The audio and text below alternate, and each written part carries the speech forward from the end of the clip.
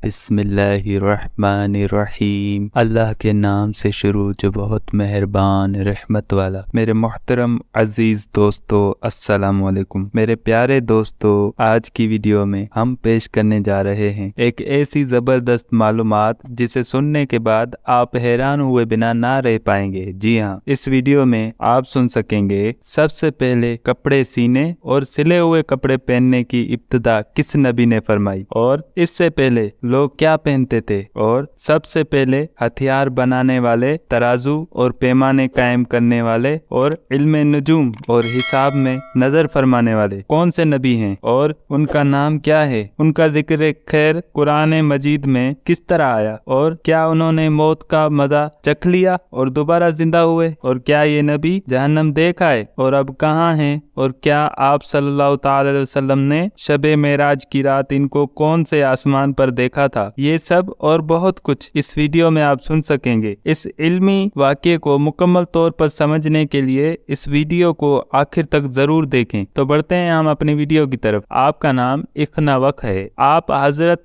नूह अलैहिस्सलाम के वालिद के दादा हैं। हजरत आदम अलैहिस्सलाम के बाद आप ही पहले रसूल हैं। आपके वालिद हजरत शेष बिन आदम अलैहिस्सलाम हैं। सबसे पहले जिस शख्स ने कलम से लिखा वो आप ही हैं। कपड़ों के सीने और सिले हुए कपड़े पहनने की इब्तिदा भी आप ही से हुई। इससे पहले लोग जानवरों की खालें पहनते थे। सबसे पहले हथियार बनाने वाले, तराजू और पैमाने कायम करने वाले और इल्मे नुजूम व हिसाब में नजर फरमाने वाले भी आप ही हैं। ये सब काम आप ही से शुरू हुए। अल्लाह ताला ने आप पर 30 सहीफे नाजिल फरमाए और आप अल्लाह ताला की किताबों का बकसरत दर्स दिया करते थे। इसलिए आपका लक़ब इदरीस हो गया, और आपका ये लक़ब इस कदर मशहूर हो गया कि बहुत से लोगों को आपका असली नाम मालूम ही नहीं। कुरान मजीद में आपका नाम इदरीस ही जिक्र किया गया है। आपको अल्लाह ताला ने आसमान पर उठा लिया है। बुखारी व मुस्लिम की हदीस में है कि हुजूर अकरम सल्लल्लाहु ताला अलैहि वसल्लम ने शबे मेराज हजरत इदरीस अलैहिस्सलाम को चौथे आसमान पर देखा। हजरत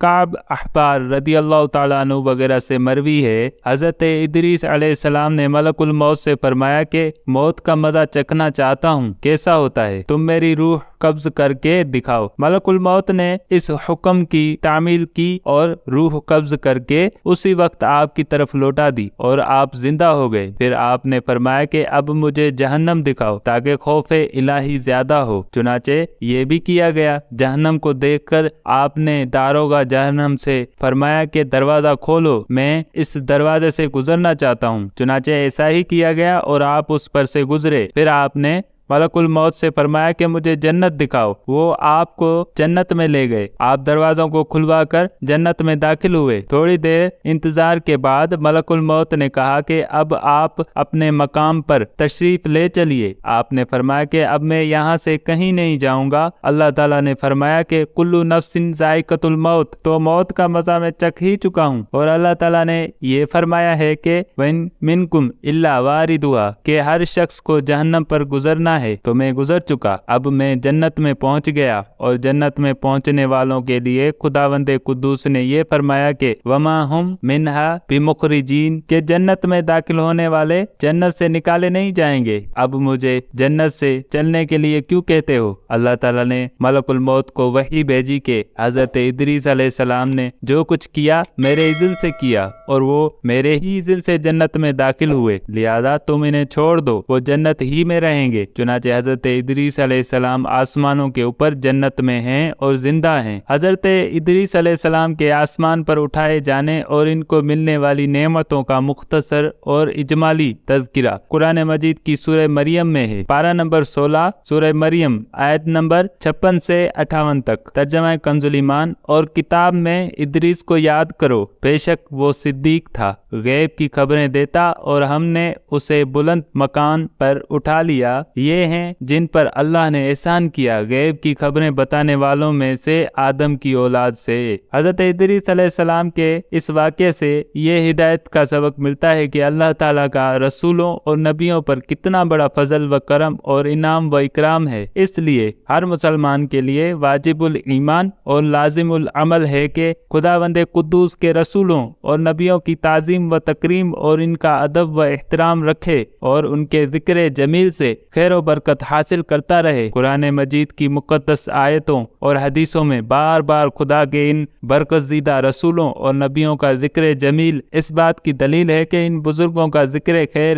اور تذکرہ موجب رحمت و باعث خیر و برکت ہے۔ واللہ تعالی عالم۔ یہ آج کی ویڈیو ہماری اپنے اختتام کو پہنچی۔ ملتے ہیں پھر اگلی ویڈیو میں ایک نئے بہترین اور تاریخی اور قرآنی واقعے کے ساتھ۔ تب تک کے لیے اجازت دیجیے اور ہمارے اس اسلامک چینل کو لائک، سبسکرائب اور دوسرے لوگوں کے ساتھ سوشل میڈیا پہ شیئر کرنا نہ بھولیے۔ السلام علیکم۔